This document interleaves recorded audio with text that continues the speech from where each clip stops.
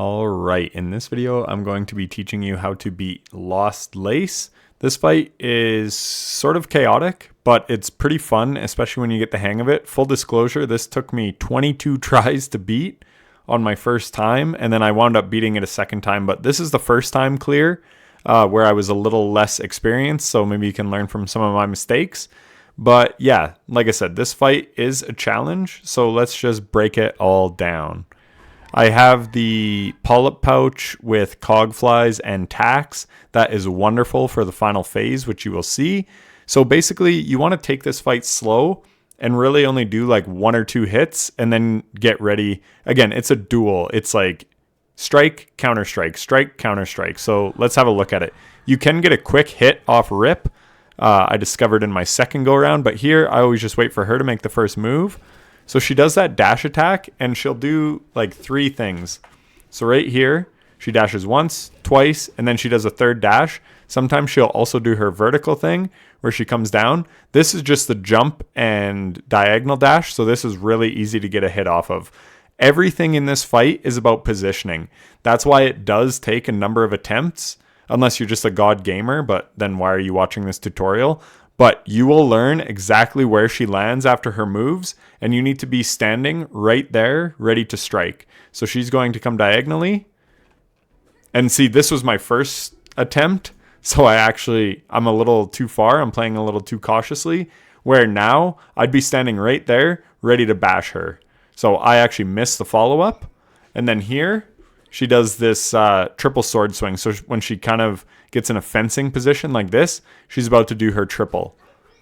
So I just jumped that in time. She can also do 2 swings on that and then come out with a void tendril attack. So this is what took me a long time. For some reason, every time she would do the parry, I would try to sprint backwards. Do not do this. Get in the habit of jumping. Always jump if she parries. So see, I jump immediately once I realize that I hit her block, and then she goes to parry, and then I jump, and you can actually get a downward pogo.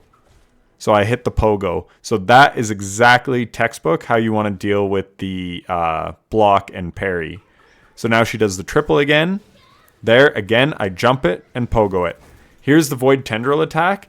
The distance is way longer than you think. So yeah, here that actually does hit me. You need to back up just a little more. Ideally, you want to just jump that.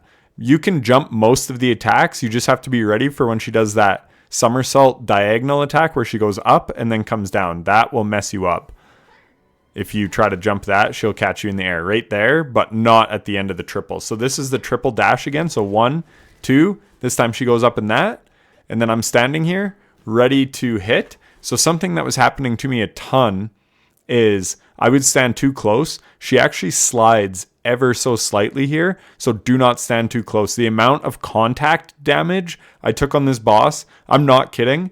At least half of my attempts, probably I died because of taking too much contact damage. The contact stuff gets so annoying because she'll teleport through the void. So it's very, very frustrating. But we do get 1 counter there. There, again, so that's the diagonal attack. You can just step under it like I did, and then I do a follow-up, and then this is her other parry that she can do. And again, I play it perfectly. So when you jump and she stays on the ground, you can just go straight into a pogo. But here, you need to jump twice. So if I just let myself fall here, I'm still going to get hit by the parry, but I do the double jump, and that's going to keep you up and away from it long enough that the parry will go away. And then if you're really good, you can get the pogo in. So there, I was just talking about contact damage. Look, I'm trying to get back to mid because I hate getting pinched in the corner in this fight.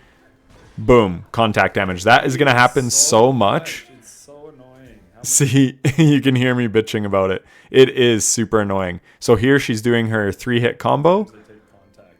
And she just stopped. Normally she'll like do the void tendril. Maybe it was because I was too far away.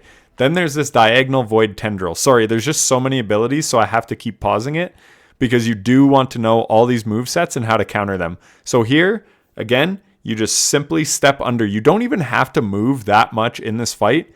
Don't move more than you have to. Just move as much as you need to. So here, I step under her. She does this. We're going to jump up attack. And then when she lands, we get another hit in right there. So 2 hits. That's the thing. You want to be saving your abilities for everything. Also, I have the cross stitch on.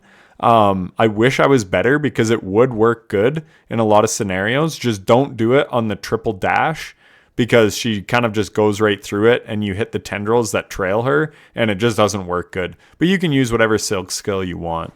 So there, again, we get a follow-up hit. There's the triple, and then she does the dive, and there, boom, I'm in perfect position. 1 hit, 2 hits off that, perfect. And then I followed up with just some terrible gameplay. She does the double frickin' triple sword move back to back, and I was just not ready for it. And now here comes a void tendril. Hopefully I'm back far enough. Okay, I just get the hell out of there. So that brings us to another good teaching thing. Pretty much after every attack, as long as you're quick with it, there's a heal window. That's the best part about this fight is there's ample heal windows. So as soon as she does that, I retreat to safety and I hit my heal. It's funny I say that. So look, here's the honest truth. If I had just done it quicker right there, go into my heal, I don't get hit. But I jump, I take that extra half second, and then she's right on top of me. So basically it's like as soon as the attack is like starting and you know that you're going to be free of it, that is when you do your heal. You'll see what I mean later when I heal again. So here, when she does this, I know I'm out of the range. Here I'm going to hit her, but if I had the silk, I could start healing right now because this attack is in progress and I would have been able to get a heal in there. Instead, I get 2 hits of damage to build up my silk. Now she's doing the triple into the void tendril. We simply jump it and then we jump the parry. There's a normal triple, jump the parry. Very unfortunate because look what happens here. Look at my silk. You actually lose silk when she hits you as well, which is a huge detriment. So luckily I guess had enough. So this is what I was saying. She's doing her attack. I know I'm free and clear of it. I go right into my heal. And now she TPs to me. And then again, here, instead of trying to outrange it, you can also just step under it. So there's 2 ways to get it. Get out of the range or simply step under it and you'll be good. And now we get the free hits when she's dazed. Again, step under, boom, upswing. Now she's going to phase 2. I do a quick heal. Now she starts doing this attack. So you have to be wary of the floor. And then she starts doing this attack with the little void swords when they land. So those void balls will hit you and the swords can hit you. But this is a great damage opportunity. So what you want to do is actually get under her. And sometimes you can get a couple hits in there. I only get 1. And then we retreat. And now she's calling those in. And now I'm sort of pinched in the corner, which, like I said, I don't like to be. Now she's doing the come up after. So again, the triple into that. Easy 2 hits. There, I just get free of the tendrils that were in the ground. Now she also does this thing where she summons some fireball projectiles. So you can sort of see her animation. When she does this, she summons these things. And all you have to do, if you played Hollow Knight, it's like Nightmare King Grim, where the fireballs are coming out. You just have to take 1 little step forward because they track to where you are. So as soon as they're about to shoot, 1 little step forward, 1 little step forward. Let's see if I do it. So 1 step, 2 step. So it's that simple. Again, you don't have to be running around, jumping around. You literally just 1 step, 1 step, 1 step, boom, duck under. So again, only move as much as you need to. Don't be running around. So here, yeah, we get a couple nice hits. The first one misses, unfortunately, but I get some good damage in here. So 1, 2, 3. And then those things are about to come out, so we just jump. Here, so here's the thing. After she does like moves like this, it can be a little hard to track her, but she's back to my right. Then we're going to jump. Now she's doing that. We duck under it. Now she's summoning the void things. So see, here I did it wrong. I needed to just keep going left. 1 step, 1 step, 1 step. But I didn't really catch her animation until it was a little too late. So just a mistake on my part though, because I'm reactive. Instead of seeing that this is about to shoot and getting away from her, I'm like, oh shit, I got to dodge it. And then the other one hits me. So it's tough. Sometimes that stuff happens. Here, I see she's going into her attack animation. I know what it is. Boom, heal. And now I'm right back into position. 3 hits again.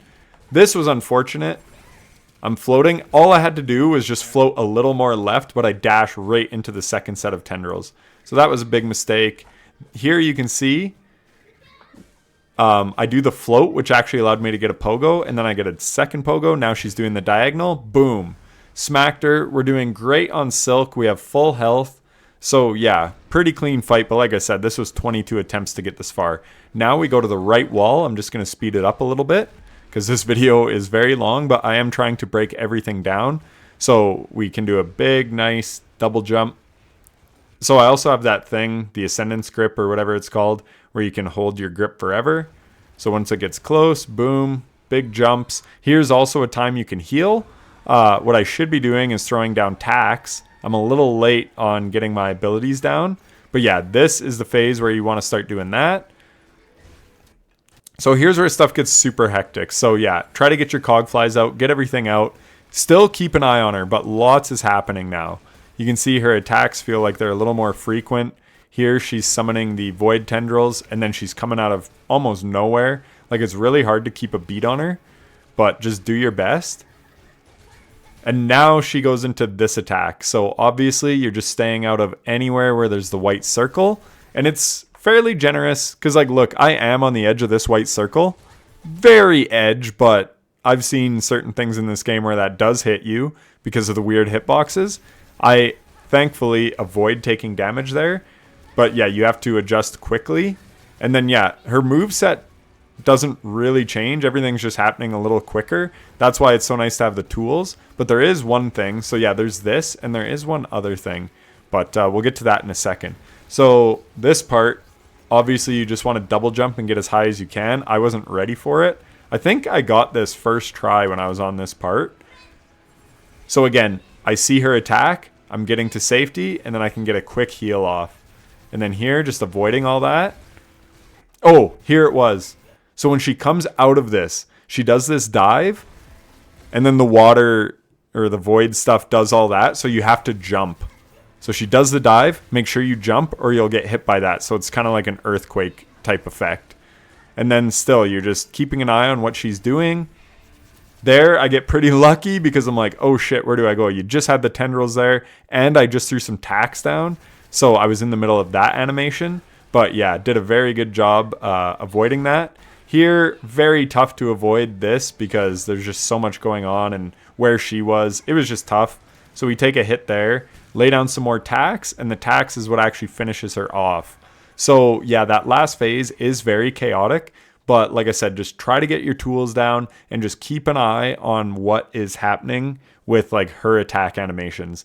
Nothing changes. Like, she's still just constantly doing the attacks. There's just a lot of stuff all going on at once. So just try to just remain calm, honestly, and just focus up. So anyway, that was pretty long. And I know I paused and jumped back and forth, and some people don't like that, but it is just the way I teach, and I try to just like point out the important attack animations that you have to see and things like healing windows and whatever else. So anyways, I hope that helps. This fight is very fun. Like, it can be frustrating, especially with all the like the running into her and taking damage. That was the thing that was pissing me off the most. But the actual fight itself is very fun. And yeah, props to Team Cherry. Very fun boss fight. So I hope the video helps, and I'll catch you in the next one. Take care.